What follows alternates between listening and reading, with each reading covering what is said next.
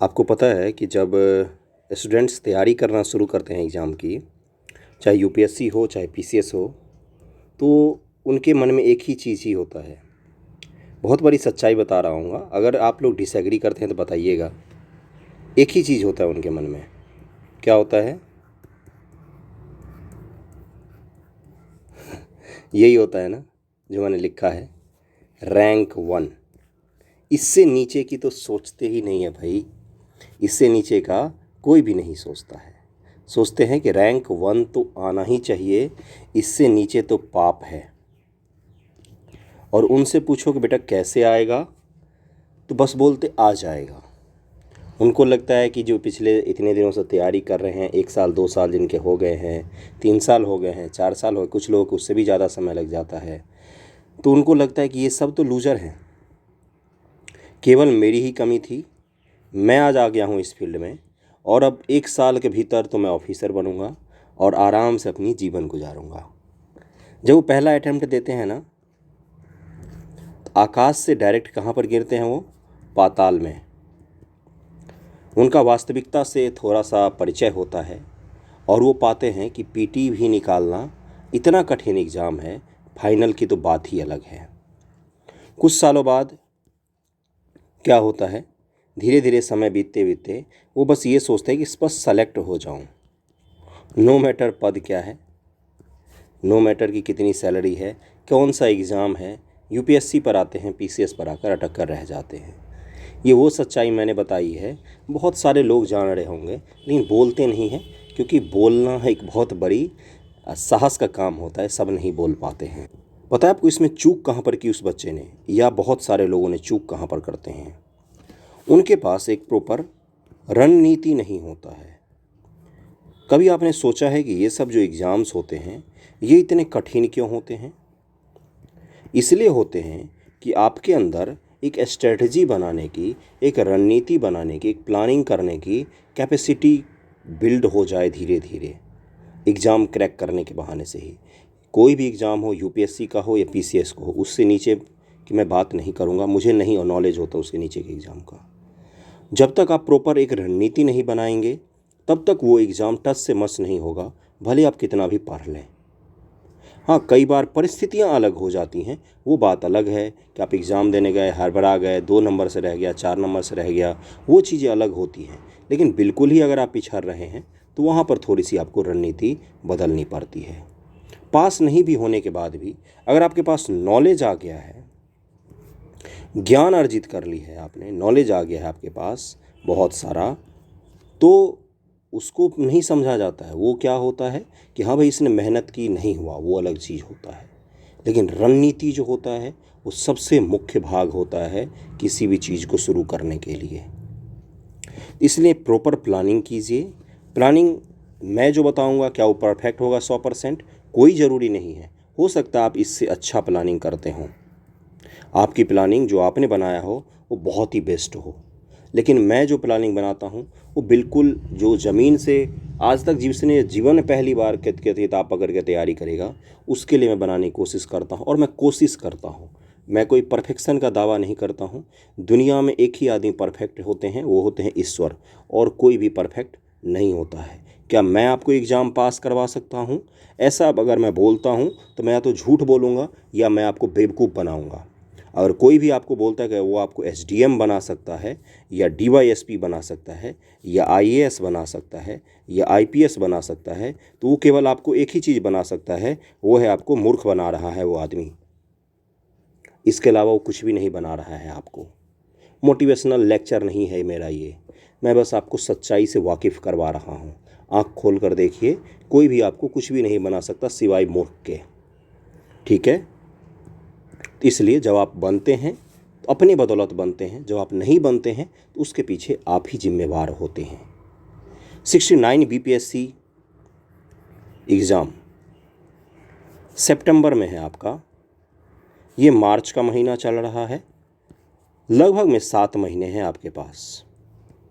इसी महीने में आपको तैयारी करके अगर ये देना है, प्रॉपर देना है, तो इसी 7 महीने में टॉपर को भी, रैंक 1 वाले को भी यही 7 महीने मिलेगा, और जो पीटी भी नहीं पास कर पाएंगे उनको भी यही 7 महीने मिलता है। फिर क्या अंतर होता है दोनों में? तो दोनों में एक ही चीज़ का अंतर होता है, वो होता है निरंतरता किसके अंदर कितनी ज़्यादा थी और किसने सही दिशा में मेहनत किया।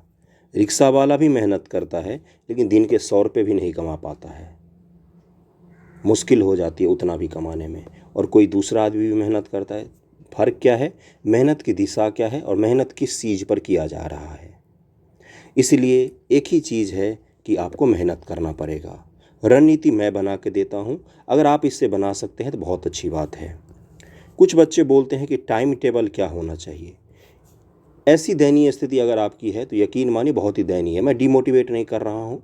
टाइम टेबल आप किसी टीचर के हिसाब से बनाएंगे, मेरे हिसाब से बनाएंगे, किसी यूट्यूबर के हिसाब से? ऐसा नहीं होता। मैं हो सकता है सुबह 5 बजे उठता हूँ, आप 8 बजे उठते हो। मैं रात को 11 बजे सो जाता हूँ, आप 2 बजे सोते हो। कैसे टाइम टेबल होगा? मेरा दिन में हो सकता है कि मैं खुद खाना बनाता हूँ या कोई कुक आता हो बनाने के लिए, हो सकता है आपके घर में रहते हो, वहाँ पर आपको खाना बना हुआ मिलता हो। तो टाइम टेबल कोई कैसे आपको दे सकता है? वो तो आपको खुद ही मैनेज करना पड़ेगा ना। टाइम टेबल कोई आपको नहीं दे सकता है। अब शुरू करते हैं एग्ज़ामिनेशन के बारे में। मैं आपको क्या सब बताऊँगा पहले वो भी बता दूँ। मैं आपको बता दूँगा कि कैसे तैयारी करते हैं। दूसरा चीज़ मैं बताऊँगा आपको कि कैसे पढ़ा जाता है। तीसरा चीज़ बताऊँगा मैं आपको पीटी की जानकारी दूँगा, मेंस की दूंगा, फिर बुक लिस्ट में आपको थोड़ा सा प्रोवाइड करवा दूंगा। फिर आपका पूरा का पूरा कंप्लीट हो जाएगा। प्रैक्टिस कहाँ से करना है ये सब बता के ये लेक्चर कंप्लीट हो जाएगा। जो लोग नहीं पता हो इस चैनल के बारे में वो सब्सक्राइब कर लीजिए, आप पहली बार अगर आए हैं चैनल पर, क्योंकि आपको बेहतरीन एक रणनीति के साथ साथ कंटेंट भी मैं मुहैया करवाता हूँ। रणनीति वीडियो कभी कभार लाता है जब बच्चे बोलते हैं बार बार मैसेज कॉल कर करके, तब मैं लाता हूँ, नहीं तो नहीं लाता हूँ। मैं मुख्य रूप से मैं पढ़ाता ही हूँ। सुबह भी आईआर का लेक्चर अपलोड हुआ है, उसको जाके आप देखिएगा। आईआर का, GS1 का, GS2 का, उसके बाद से निबंध का, MCQ प्रैक्टिस करना है तो उसका, इकोनॉमिक्स का, इन सब के प्लेलिस्ट हैं, डिस्क्रिप्शन में लिंक है, वहाँ से जाके उनको देखिए। शुरू करते हैं अब आज का वीडियो। मुख्य रूप से BPSC एग्ज़ाम 3 फेज पर होता है। पहला होता है पीटी, दूसरा होता है मेंस, तीसरा होता है इंटरव्यू। पीटी जब आप पास करते हैं तो आप मेंस का एग्ज़ाम देते हैं। पीटी का मार्क्स नहीं जोड़ा जाता है, मेंस 900 मार्क्स का होता है। उसके बाद से मेंस के बाद आप इंटरव्यू फेस करते हैं। इंटरव्यू के लिए आपको पटना वगैरह में आपका इंटरव्यू, मेंस भी पटना में ही होता है। पीटी एग्ज़ाम अलग अलग जगहों पर आयोजित किया जाता है। ये सब तो पता होगा, जो लोग पहली बार देख रहे हैं मैं उनको बता देता हूँ। पीटी एग्ज़ाम में एक ही पेपर होता है। सामान्य तौर पर PCS और UPSC में 2 पेपर होता है। पीटी एग्ज़ाम में यहाँ पर एक ही पेपर होता है, लेकिन उसमें GS होता है, सामान्य अध्ययन और करंट अफेयर। GS जो होता है उससे बहुत सारे सब्जेक्ट होते हैं, आप सभी को पता ही होगा। पीटी पास करने के लिए 68वीं BPSC पीटी से जो बदलाव किया गया है उसके आधार पर क्या हो गया है कि 68वीं BPSC में एक क्वेश्चन देखने को मिला है कि मैक्सिमम सवाल जो हैं वो आपका पैटर्न चेंज होने के बाद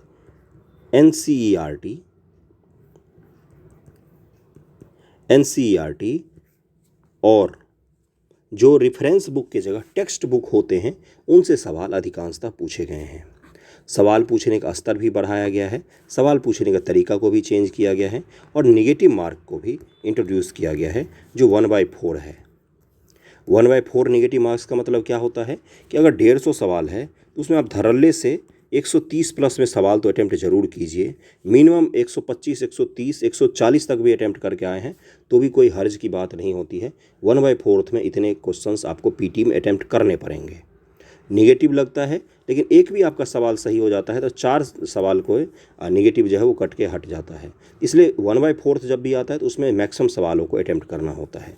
1/3 में न्यूनतम सवाल को अटैम्प्ट करना होता है। 1/2 में तो जो आता है वही करते हैं, नहीं आता तो लोग छोड़ देते हैं मैक्सिमम सवाल। ये पीटी का सवाल करने की रणनीति हो गई। अब सवाल तो तब करेंगे जब पीटी परीक्षा में हम पढ़ के जाएंगे, तो उसके लिए मैं आपको पूरा का पूरा टाइम टेबल भी लेके आया हूँ। लेकिन उससे पहले मैं समझा देता हूँ कि मार्च से सितंबर तक आपको पढ़ाई कैसे करनी है, पीटी के लिए कि मेंस के लिए। ये 7 मंथ है आपके पास करीब में। कुछ दिन पहले जब BPSC का पीटी एग्ज़ाम हुआ था 68वीं का, उसके बाद ही मैंने बता दिया था कि किस तरह से आपको पढ़ना है। इसको आप डिवाइड कर लीजिए। अभी से आपको मैक्सिमम चीज़ें मेंस के अकॉर्डिंग पढ़नी है। कब तक? जुलाई लास्ट तक। जुलाई लास्ट तक आपको मैक्सिमम चीज़ें पीटी के अकॉर्डिंग नहीं पढ़ के मेंस के अकॉर्डिंग पढ़ना है। मेंस के लिए कैसे पढ़ते हैं? मेंस के लिए पढ़ते हैं कि आपको चीज़ों को पढ़ना पड़ेगा। आंसर राइटिंग की प्रैक्टिस करेंगे आप इस बीच में, निबंध लेखन की प्रैक्टिस करेंगे आप इस बीच में, और जितने ज़्यादा से ज़्यादा हो सकेंगे पीवाईक्यू जो होते हैं, जो यूपीएससी और पीसीएस में पूछे गए हैं, प्रीवियस ईयर क्वेश्चंस जिसको कहा जाता है, उसके बुक को खरीद कर आप प्रैक्टिस करेंगे। जुलाई तक आपको यही करना है, जुलाई के अंत तक। अगस्त और सितंबर आपको शुद्ध रूप से पीटी की तैयारी करनी है। मैंने ऐसा क्यों बोला? अब जुलाई का महीना ले लेते हैं। जुलाई तक आपने ये सब कुछ किया है। जब आप मेंस का एक आंसर लिखेंगे तो उसमें पीटी के कम से कम 20 से 25 फैक्ट यूज हो जाते हैं। जब आप मेंस की ढंग से तैयारी करेंगे तो पीटी की तैयारी लगभग में 75 से 80% तक क्लियर हो जाएगा आपका। ध्यान रखिएगा, मेरी बातों को अंत तक देखिएगा वीडियो को। वीडियो जब फ्लो में आता है तब मैं ज़्यादा अच्छी चीज़ें बताता हूँ। शुरुआत में तो कई बार मोटिवेशनल चीज़ें बता के या डीमोटिवेशनल चीज़ें बताता हूँ मैं। 70 से 80% फैक्ट्स आपका तैयार हो जाता है मेंस की जब आप प्रॉपर तरीके से तैयारी करते हैं। मेंस की तैयारी के लिए आपको क्या सब पढ़ना पड़ेगा? जीएस को ढंग से पढ़ना पड़ेगा, यानी कि हिस्ट्री आप पढ़ेंगे। इसमें हिस्ट्री में आप मॉडर्न का सेक्शन भी पढ़ेंगे, एंशिएंट का भी पढ़ेंगे और मिडिवल का सेक्शन भी पढ़ेंगे। इसमें आप पॉलिटी को पढ़ेंगे, इसमें आप ज्योग्राफी को पढ़ेंगे, इसमें इकोनॉमिक्स को पढ़ेंगे, इसमें आप साइंस को पढ़ेंगे। पॉलिटी क्वेश्चन को लिखेंगे, प्रैक्टिस करेंगे। ज्योग्राफी क्वेश्चन को पढ़ेंगे, लिखेंगे, प्रैक्टिस करेंगे। इकोनॉमिक्स के क्वेश्चन को पढ़ेंगे, लिखेंगे, प्रैक्टिस करेंगे। साइंस के क्वेश्चंस को प्रैक्टिस लिखने का नहीं करना है। साइंस टेक पूछा जाता है आपके मेंस में, लेकिन साइंस को इतने अच्छे से तैयार करना है कि साइंस टेक में भी थोड़ा बहुत काम आए, थोड़ा बहुत ही काम आएगा जो पूछा जाता है आपके मेंस एग्जामिनेशन में। मुख्य रूप से पीटी के लिए आपका तैयार होता जाएगा साइंस का कोई डीप क्वेश्चन नहीं पूछा जाता है। आसान आसान से सवाल साइंस टेक के पूछे जाते हैं। यहाँ तक क्लियर हो गया होगा। अब आता है कि हिस्ट्री के लिए या ज्योग्राफी के लिए या पॉलिटी के लिए या मेंस के लिए बुक को कैसे पढ़ा जाए, या बुक्स कैसे, कौन कौन से पढ़ें, सोर्स क्या हो, कहाँ से पढ़ें, सिलेबस क्या है। जब आप मेंस की तैयारी करते हैं तो केवल जीएस 1 में आपका 1850 के बाद का इतिहास दिया हुआ है। यहाँ तक आप सिमट के मत रहिएगा। शुरुआत से आप एंशिएंट से शुरू कीजिए। एंशिएंट पढ़िए, मिडिवल पढ़िए एनसीईआरटी से। और क्या पढ़ना है आपको? एंशिएंट, मिडिवल, मॉडर्न हिस्ट्री पढ़िए।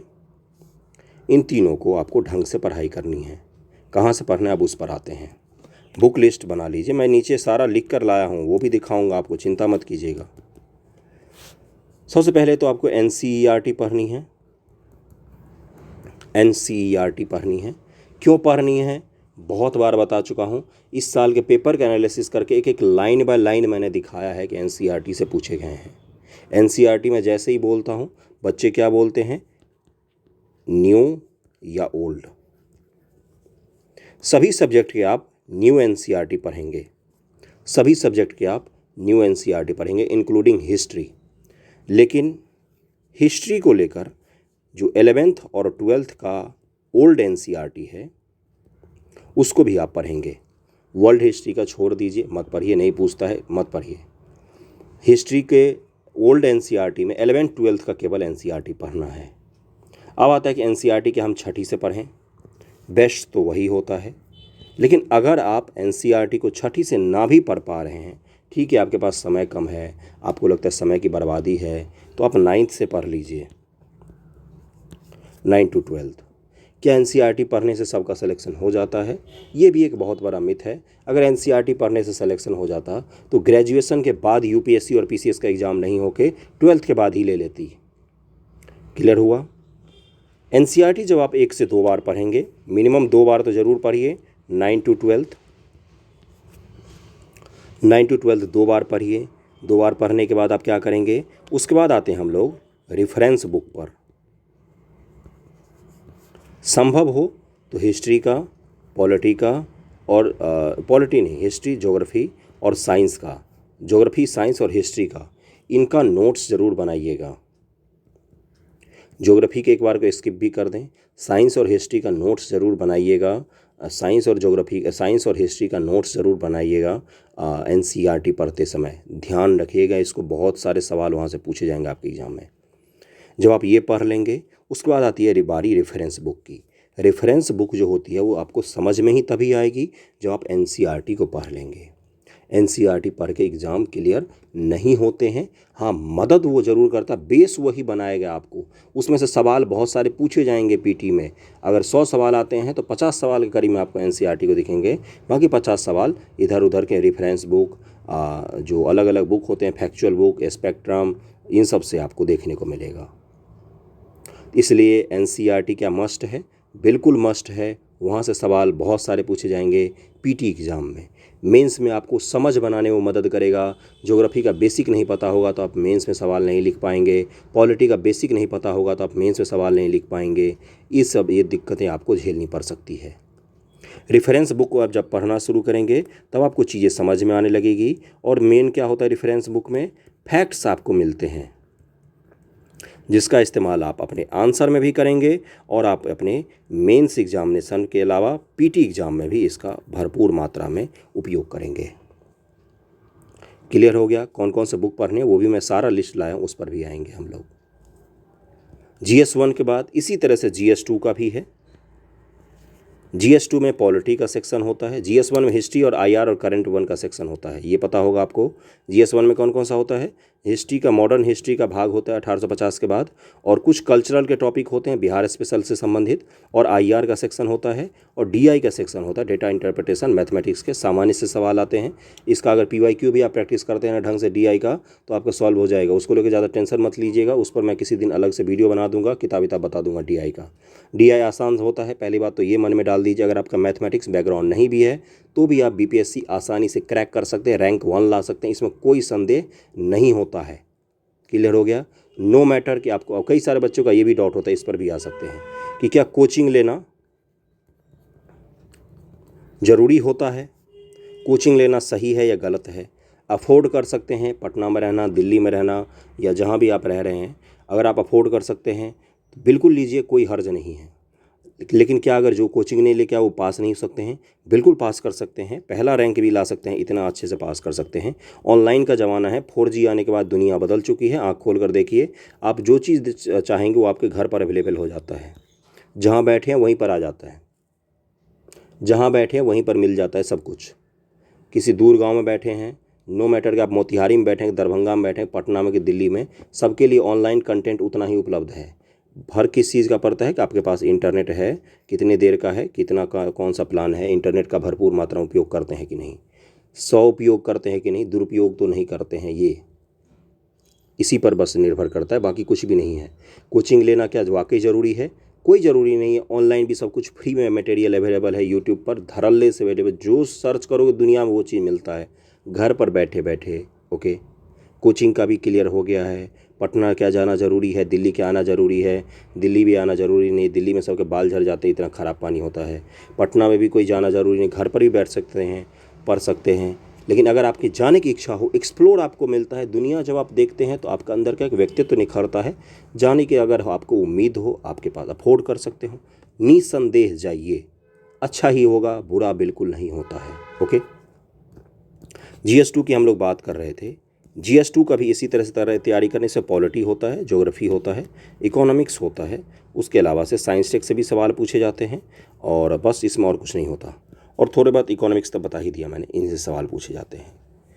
पढ़ना कैसे वो मैंने बता दिया है कि मार्च, जुलाई, सितंबर, इसको रखिए मेंस की तैयारी के लिए। जुलाई बीतने के बाद सिर्फ और सिर्फ पीटी की तैयारी करनी है। फैक्ट्स फैक्ट्स फैक्ट्स याद कर लेना है, इतने ज़्यादा एग्ज़ाम आपका क्लियर हो जाए। प्रैक्टिस कहीं पर हो सके, टेस्ट सीरीज ज्वाइन करना हो ज्वाइन कर लीजिए। क्या टेस्ट सीरीज ज्वाइन करना चाहिए पीटी के लिए? अगर आप ज्वाइन कर सकते हैं तो बहुत अच्छी चीज़ है, लेकिन मेंस के लिए ज्वाइन करना होता है मुख्य रूप से। पीटी के लिए घर बैठे भी आप टेस्ट को प्रैक्टिस अगर करते हैं तो भी आपका आसानी से एग्ज़ाम क्लियर हो जाता है। बीपीएससी के पीटी को लेकर इतना ज़्यादा टेंशन नहीं लेते हैं, आसानी से क्लियर होता है अगर ढंग से एग्ज़ाम दिया जाए तो। यकीन मानिएगा, मेंस भी आसानी से क्लियर होता है। बीपीएससी इतना भी हवा नहीं है, ना तो यूपीएससी इतना हवा है जितना यूपीएससी का हवा बनाते हैं। पढ़ना पड़ता है, मेहनत करने वाले का रैंक ज़रूर बनता है। ओके, अब देखते हैं कि किस सब्जेक्ट को कहाँ से पढ़ना है। सबसे पहले हम लोग किस चीज़ की बात करेंगे? सबसे पहले हम लोग बात करेंगे पीटी एग्ज़ाम की। प्रीलियम एग्ज़ाम जो होता है वो कठिन इसलिए धीरे धीरे होता जा रहा है क्योंकि इसमें जो प्रतिभागी बैठते हैं ना, उनकी संख्या बहुत ही ज़्यादा हो गई है, यानी कि बैठने वाले बच्चों की संख्या ज़्यादा हो गई है, कंपटीशन ज़्यादा हो गया है। क्या बहुत आसान होता है? देखिए, आजकल के ज़माने में तो ग्रुप डी का भी एग्ज़ाम निकालना उतना आसान नहीं होता जितना होता है मेहनत करने वालों के लिए आसान होता है। क्लियर हो गया होगा? आपको लग रहा अपनी बात काट रहे हैं।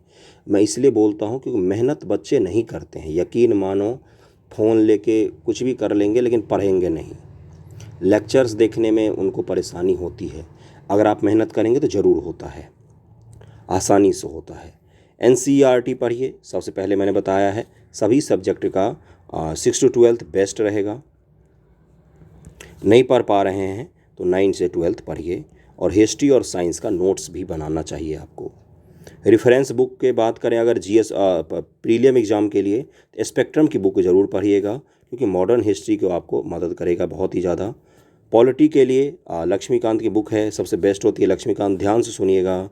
ज्योग्राफी के लिए दृष्टि की क्विक रिवीजन बुक आती है ज्योग्राफी। इकोनॉमिक्स के लिए भी दृष्टि की बुक आती है क्विक रिवीजन जो दृष्टि की, उसको आप पढ़ सकते हैं।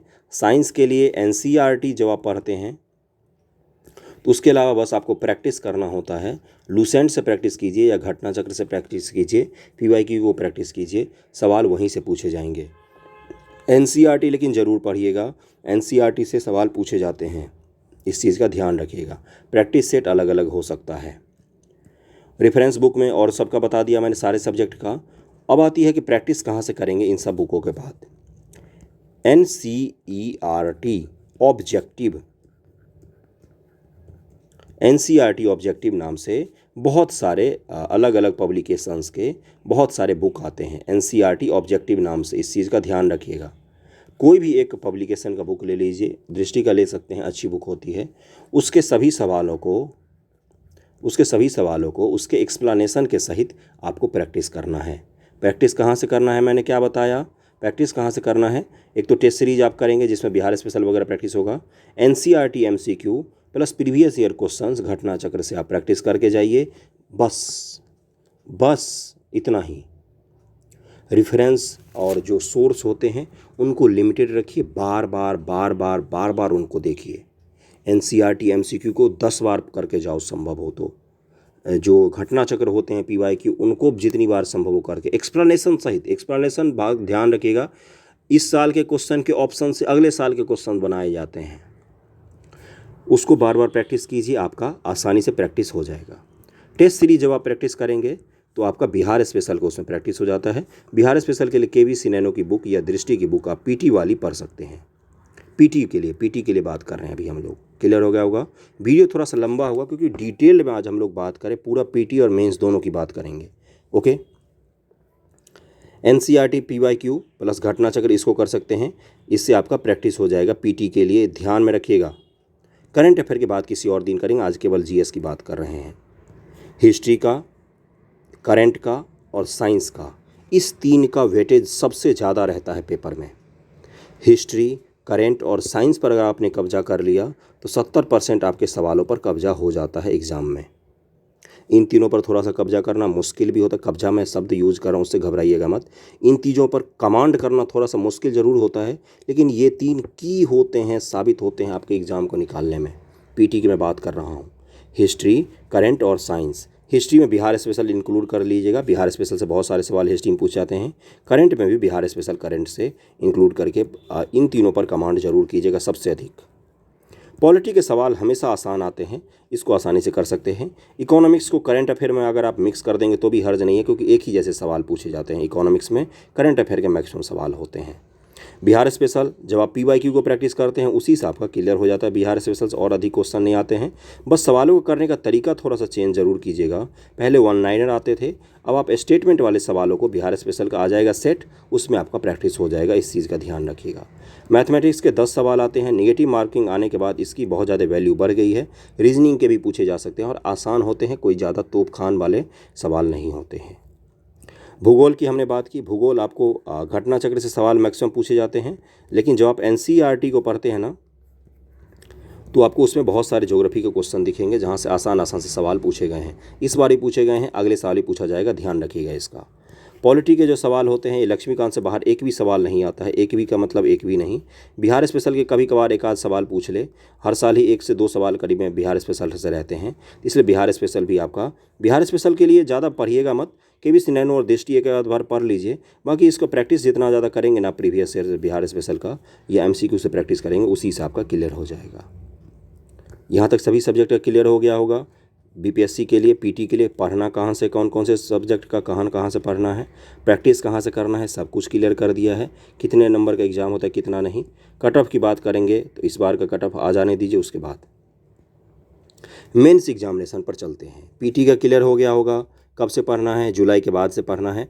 अभी जो आप सारे NCERT पढ़ेंगे और NCERT के बाद रेफरेंस बुक को पढ़ेंगे, पढ़ना पड़ेगा आपको 10 घंटे करीब में, रोज़ पढ़िए 10 घंटे, अगर आपको एग्जामिनेशन वाकई सीरियसली पास होना है तो। नहीं तो नहीं पास हो सकते हैं, क्योंकि आपके साथ प्रीवियस ईयर में जो जिन लोगों को अच्छा रैंक नहीं मिला वो भी बैठेंगे एग्ज़ाम देने के लिए, UPSC के स्टूडेंट भी बैठेंगे एग्ज़ाम देने के लिए, सब बैठते हैं एग्ज़ाम देने के लिए, उनसे आपका कंपटीशन होता है। इस चीज़ का ध्यान रखिएगा। आप अपने क्लास में गुड स्टूडेंट हो सकते हैं, लेकिन BPSC में जब आपको तोप खानों से परिचय होगा तो पता चलेगा कि अरे ये तो कहाँ का आया हुआ है, पहले ही ऑलरेडी पास कर चुका है, रैंक सुधारने के लिए एग्ज़ाम में बैठ रहा है। इसलिए 10 घंटे तक पढ़िए अभी से, रेगुलर सितंबर तक। सितंबर के बाद मेरी गारंटी होगी कि आपका एग्ज़ामिनेशन आप ही निकालेंगे, मैं नहीं, मैं बस आपको दिशा दिखाऊंगा। ओके, अब आते हैं मेंस एग्जामिनेशन की बात करते हैं। मेंस एग्जामिनेशन जो होता है ये 3 स्तरों पर 3 सब्जेक्ट के नंबर जोड़े जाते हैं, सामान्य अध्ययन 1, सामान्य अध्ययन 2 और निबंध का। ऑप्शनल हटा दिया गया है, 100 मार्क्स का होगा। जनरल को 40% के करीब में मार्क्स लाने हैं, एक बार देख लीजिएगा किसका कितना परसेंटेज है। एक हिंदी का भी होता है, इसमें भी आपको पासिंग मार्क्स बस लाने होते हैं। ये पेपर आसान होता है, इसके लिए ज़्यादा पढ़ने की भी ज़रूरत नहीं है, 2-4 ग्रामेटिकल देख के जाओगे, आसानी से कर दोगे पास, इसका टेंशन मत लीजिएगा। ऑप्शनल इन्होंने बोला है कि बैचलर लेवल के सवाल पूछे जाएंगे, तो इसके लिए अगर आप UPSC, PCS, नेट JRF इनके जो प्रीवियस ईयर के क्वेश्चंस होते हैं ना ऑब्जेक्टिव, इसको ढंग से प्रैक्टिस करके चले जाएंगे तो आपका आसानी से ऑप्शनल क्लियर हो जाएगा। ऑप्शनल की टेंशन मत लीजिएगा, जब आपको समय दिया है तो आप इस पर फोकस कीजिए, निबंध पर। 300 मार्क्स का है और ये गेम चेंजर होगा। GS1 पर फोकस कीजिए, GS2 पर फोकस कीजिए जितना ज़्यादा हो सके। GS1 की बात अब हम लोग थोड़ा सा कर लेते हैं। GS1 में जो सिलेबस दिया हुआ है, सबसे पहले तो आपके पास सिलेबस होना चाहिए आगे लगा हुआ। सिलेबस में लिखा हुआ है कि 1850 के बाद का इतिहास, और उसके बाद से मौर्य आर्ट लिखा हुआ है और पाल आर्ट लिखा हुआ है। पाल आर्ट के बाद से संथाल विद्रोह लिखा हुआ है, वहाबी विद्रोह लिखा हुआ है, 1857 का विद्रोह लिखा हुआ है। ये सब टॉपिक मैं इसलिए बोल रहा हूँ आपको क्योंकि इन सब जगहों से सवाल पूछे जाते हैं। लेकिन मॉडर्न हिस्ट्री में उन्होंने केवल ये लिख के छोड़ दिया है कि 1850 के बाद का इतिहास, स्वतंत्रता संग्राम, भारतीय स्वतंत्रता संग्राम, और शॉर्ट आंसर इंट्रोड्यूस किया गया है। शॉर्ट आंसर जब इंट्रोड्यूस किया गया तो उसमें एक चीज़ लिखा हुआ था कि इसके माध्यम से हम पूरे सिलेबस को कवर करेंगे। यानी कि पिछले साल जो मैंने 13 टॉपिक बताए थे, इसको पढ़ के चले जाओ, GS1 के सारे सवाल यहीं से आएंगे, वो वाला सिस्टम इस बार नहीं चलेगा। तो GS1 की जब आप पढ़ें, सबसे पहले सिलेबस देखिए, सिलेबस में इस टॉपिक को मार्क कीजिए, उस टॉपिक को पढ़ लीजिए। दूसरा टॉपिक मार्क किया, उसको पढ़ लिया। तीसरा टॉपिक मार्क किया, उसको पढ़ लिया। 1850 के बाद इतिहास में जो भी घटनाएं हुई हैं मॉडर्न हिस्ट्री में, उन सबको एक एक टॉपिक को बुक के मार्क कीजिए स्पेक्ट्रम से या BL ग्रोवर से, और उन सभी टॉपिक को पढ़ के लिखने के प्रैक्टिस कर लीजिए, क्योंकि सवाल कहीं से भी पूछे जा सकते हैं। बुक कौन कौन सा पढ़ना है? स्पेक्ट्रम पढ़ सकते हैं आप, मॉडर्न हिस्ट्री के रिवीजन के लिए बेस्ट बुक है, लेकिन BL ग्रोवर में आपको थॉट्स अच्छे मिलते हैं मेंस के रिगार्डिंग। NCERT जो आप पढ़ेंगे अभी PT के लिए, मेंस के लिए, वो आपको बहुत काम आएगा, बहुत ही ज़्यादा काम आएगा। इसीलिए मैंने बोला है कि हिस्ट्री का ज़रूर नोट्स बनाइएगा। ध्यान में आ गया? UPSC और PCS के PYQ को सॉल्व कीजिए, आंसर राइटिंग वाला। अरिहंत की बुक आती है, दृष्टि की बुक आती है, बहुत सारे बुक आती है, लेकिन उनके आंसर पर भरोसा मत कीजिएगा, क्योंकि उनके आंसर्स गलत रहते हैं। उनके आंसर पर भरोसा मत कीजिएगा, खुद से लिखिएगा। लेखन शैली जितनी अच्छी होगी, रैंक 1 हासिल करने की उम्मीद उतनी ही अधिक होगी। बिहार स्पेशल जो पूछे जाते हैं GS1 में, वो आप दृष्टि या KBC नैनो की मेंस के रिगार्डिंग अलग से बुक आती है, दृष्टि की अलग बुक आती है, मेंस के रिगार्डिंग BPSC मेंस के रिगार्डिंग अलग बुक आती है इन दोनों की। कोई भी एक बुक ले लीजिए और उसको ढंग से प्रैक्टिस कीजिए। मैं आपको प्रेफर करूँगा कि दृष्टि की बुक ले लीजिए और ढंग से उसको पढ़ लीजिए, बिहार स्पेशल आपका क्लियर हो जाएगा। बिहार स्पेशल के PYQ जो BPSC में पूछे गए मेंस में, उसको भी अगर आप ढंग से लिख लेते हैं तो आपको BPSC के बिहार स्पेशल का PYQ तो जो सवाल है उसका टॉपिक सारे के सारे क्लियर हो जाएंगे। कहीं पर कोई दिक्कत नहीं आएगी, उसको लेकर कोई भी सवाल छूटेगा नहीं आपके मेंस में। अब GS1 में दूसरा सेक्शन भी है करंट का। करंट में एक नेशनल भी है और इंटरनेशनल भी है। IR के टॉपिक सारे मैं आपको करवाऊंगा, उसी से सारे सवाल आपके आएंगे। लेकिन नेशनल करंट वगैरह के लिए विजन पत्रिका को फॉलो कीजिए। इसमें जो पॉलिटी का सेक्शन होता है, इकोनॉमिक्स का सेक्शन होता है, इन दोनों पर थोड़ा सा ध्यान रखिएगा। और जो योजनाएं नई नई आती हैं या बिहार में कोई डेवलपमेंट हुआ है, बिहार सरकार की कोई योजना है, उन सब को ध्यान में रखिएगा। एडिटोरिया वगैरह के जो मैगजीन आते हैं उसका जो सब्जेक्टिव भाग होता है, कोई कोई योजना उसमें एक्सप्लेन किया रहता है। डेली न्यूज़पेपर हो गया, ये सब चीज़ों से आपको मदद मिलेगी करंट अफेयर को पढ़ने में। विजन पत्रिका को फॉलो कीजिएगा, अच्छा है, ये आपको फ्री में मिल जाता है। उसके अलावा बाकी कंटेंट मैं आपको IR का प्रोवाइड करवाऊंगा। विजन के भी बहुत सारे टॉपिक मैं आपको प्रोवाइड करवाऊंगा मेंस के रिगार्डिंग, 69 की मेंस के रिगार्डिंग, उसकी चिंता मत कीजिएगा। GS2 की बात करते हैं। बुक अगर देखें GS2 की तो लक्ष्मीकांत है। NCERT जो आप पढ़ेंगे, NCERT में आपको साइंस टेक थोड़ा सा हिस्सा मिलता है कि इसरो का कैसे विकास हुआ, बाकी चीज़ों का कैसे विकास हुआ। लेकिन साइंस की तैयारी आप मुख्य रूप से कहाँ से करेंगे, तो GS का जो आप मेंस के रिगार्डिंग खरीदेंगे बुक, बिहार स्पेशल की BPSC मेंस की बुक आती है, दृष्टि IAS की या KBC नैनो की BPSC मेंस की बुक आती है। उसमें भी आपको बहुत सारा सेक्शन साइंस एंड टेक का मिल जाता है, साइंस एंड टेक का, और एक सवाल गारंटेड होता है। शॉर्ट में सवालों की संख्या बढ़ सकती है शॉर्ट आंसर में। शॉर्ट आंसर का मतलब क्या होता है, पहले मान लो जैसे 32 नंबर का एक सवाल पूछा गया, तो अब क्या करेंगे, वो 10-10 नंबर के या 15-15 नंबर के या 12.5 नंबर के, इन सब नंबरों के सवाल पूछेंगे जिससे ज़्यादा से ज़्यादा सवाल पूछे जा सकें। उसके अलावा जो ज्योग्राफी और इकोनॉमिक्स का सेक्शन होता है, वो दृष्टि क्विक रिवीजन जो बुक आप पढ़ेंगे या NCERT जो आप पढ़ेंगे, उसी से आपका सारा का सारा क्लियर हो जाएगा। एक भी टॉपिक उससे बाहर का नहीं पूछा जाएगा। दृष्टि BPSC मेंस की बुक ले सकते हैं, उसमें प्रीवियस ईयर क्वेश्चंस भी आपको मिल जाएगा अनसॉल्व्ड। पर्यावरण की उसमें टॉपिक मिल जाएंगे, साइंस का टॉपिक मिल जाएगा, पर्यावरण से एक आध सवाल जरूर पूछे जाते हैं। बुक लिस्ट मैंने बताया है, कैसे पढ़ना है ये भी बताया है, क्या पढ़ना है, कब तक कौन कौन सी चीज़ें पढ़नी है, सारा कुछ मैंने आपको बता दिया है। 7 महीने का समय है आपके पास, जी जान लगा दीजिए। कोई भी जो टॉप किया है एग्ज़ाम, वो आपसे बेहतर नहीं है। जिस दिन दुनिया में ये चीज़ समझ जाएंगे ना आप कि जो इंसान शीर्ष पर बैठा हुआ है वो भी आप ही के जैसा है, बस उसने मेहनत अलग की, उसकी दिशा अलग थी, मेहनत करने की तरीका अलग था, उसके साथ परिस्थितियाँ अलग थीं, आपके साथ परिस्थितियाँ अलग हैं, तो आप समझ जाएंगे कि पूरी दुनिया एक ही जैसी है।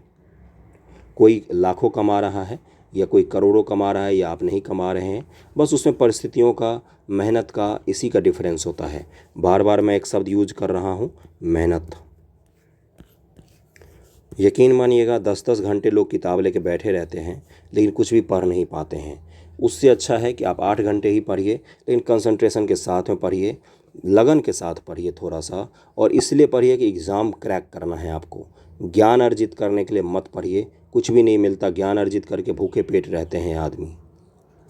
क्लियर हो गया होगा। इसलिए रणनीति मैंने पूरी बना दी है कि PT की तैयारी तब करिएगा जुलाई के बाद। जुलाई तक आप NCERT पढ़िए, रेफरेंस बुक पढ़िए, plus PYQ mains previous year questions, इसको सॉल्व कीजिए ढंग से, और इस चीज़ पर निगाह अपनी बना के ही रखिए, इसको छोड़ना नहीं है। ये उम्मीद मन में रखना है जीवित, तो ही मिलता है। सपना देखना पड़ता है, उसके बाद सपना पूरा होता है। सपना पूरा होने के बाद कोई सपना थोड़ी ना देखता है, या जो चीज़ आप सपना नहीं देखोगे वो आप पूरा कर ही नहीं सकते हैं। अगर मैं सपना देखूंगा कि हाँ भाई मुझे बहुत बड़ा आदमी बनना है, अंबानी बनना है, तो मैं अंबानी बनने की सोचूंगा भी ना। अब मैं सपना ही देखूंगा कि मुझे शिक्षा मित्र टीचर बस बन के रह जाना है, तो मैं वही बन के रह जाऊंगा। कोई वो ख़राब जॉब नहीं है, लेकिन अंबानी जी और एक शिक्षा मित्र में फ़र्क तो होता है ना। किसी की सोच अंबानी बनने की होगी, किसी की सोच प्रधानमंत्री बनने की होगी। संतुष्ट जिस दिन हो के आप जीवन में बैठ गए कि हाँ मुझे 30,000 कमाने वाला जॉब लग गया है, 30,000 कमाने वाला जॉब लग गया है, अब तो मैं ऐसे ही जीवन जीऊँगा, अब मुझे दुनिया में और क्या चाहिए। उस दिन के बाद आपका पतन ही होता है, आप ऊपर नहीं जाते हैं। चाणक्य का एक कथन है कि जो आदमी अपने जीवन में संतुष्ट होकर बैठ गया वो उसके बाद उसका डाउनफॉल ही होता है, ऊपर की तरफ कभी भी उठ के नहीं जाता है। समझ में आ गया होगा जो मैंने समझाया है। सोच बड़ी रखिए। अगर आपका मन हो कि यूपीएससी की तैयारी करें तो क्यों ना कीजिए भाई। कब करोगे, अब नहीं करोगे तो सोचने में क्या हर्ज है। यूपीएससी वालों कोई पूछ नहीं होते हैं, 2-2 बार इंटरव्यू दे के 2-2 बार मेंस देख के लोग यूट्यूब पर वीडियो बना रहे होते हैं। कोई पूछ नहीं होता किसी का, बस सोच का फ़र्क होता है, पढ़ने का फ़र्क होता है, मेहनत का फ़र्क होता है, ज्ञान का फ़र्क होता है, और कुछ भी फ़र्क नहीं होता। कोई तोप खान नहीं होते हैं। आपको एवं ही बैठे मिल जाएंगे दिल्ली में, प्रयागराज में। जो हकीकत बता रहा हूँ, देखता हूँ, वही बता रहा हूँ। इसलिए इस चीज़ का ध्यान रखिए। जो भी आपको करना हो जीवन में वो आप अर्जित कर सकते हैं। इस सोच के साथ आगे बढ़ने की कोशिश कीजिए। ऐसा नहीं होता कि नहीं मैं तो ग्रुप डी का तैयारी कर रहा हूँ तो मैं तो यही करता रहूँगा, भले ही फॉर्म आए ना आए। मैं तो एसआई का तैयारी करूँ तो मैं एसआई ही करता रहूँगा, मेरे से तो यूपीएससी होगा ही नहीं। एक बार ट्राई तो कर लो। हारता वही है जो लड़ता ही नहीं है। क्लियर हो गया होगा। जो लड़ता है कम से कम शहीद का दर्जा तो पाता ही है, भले ही गोलियों से शहीद हो जाए, या जीत कर शहीद हो या हार कर शहीद हो, शहीद तो होगा वो। सम्मान तो उसको अर्जित होगी ही होगी। इसलिए ढंग से रणनीति के साथ पढ़िए, और पढ़िए, खूब पढ़िए, खूब मेहनत कीजिए। एग्ज़ाम ज़रूर क्लियर होगा। जो आप सपने देखते हैं ना रैंक 1 का, आप ही के जैसे होते हैं वो। बहुत सारे इंटरव्यू दे के आते हैं, मिलते हैं कई सारे, तो मैं उनको करेक्ट करता हूँ कि हाँ भाई ये नहीं, ये बोलना था तुम्हें। जिस दिन कभी मिलेंगे तो उस दिन मैं आपको दिखा दूंगा कैसे क्या होता है। थैंक यू सो मच आप सभी का। वीडियो थोड़ा सा लंबा हुआ है लेकिन वेल नीडेड वीडियो था। बहुत दिनों से लोगों को ज़रूरत थी इस चीज़ की, इसलिए बनाया है मैंने। शेयर कीजिएगा। चीखने चिल्लाने वाले शिक्षकों से थोड़ा सा दूर रहिएगा। वो सिर्फ चीखेंगे, चिल्लाएंगे, मोटिवेट करेंगे, कंटेंट आपको कुछ भी नहीं देंगे। गाली गलौज तक करने लग गए हैं टीचर्स तो मैं बस यही कह रहा हूँ, पढ़िए ढंग से, आपका सिलेक्शन ज़रूर होगा। All the best. Thank you so much आप सभी का वीडियो देखने के लिए।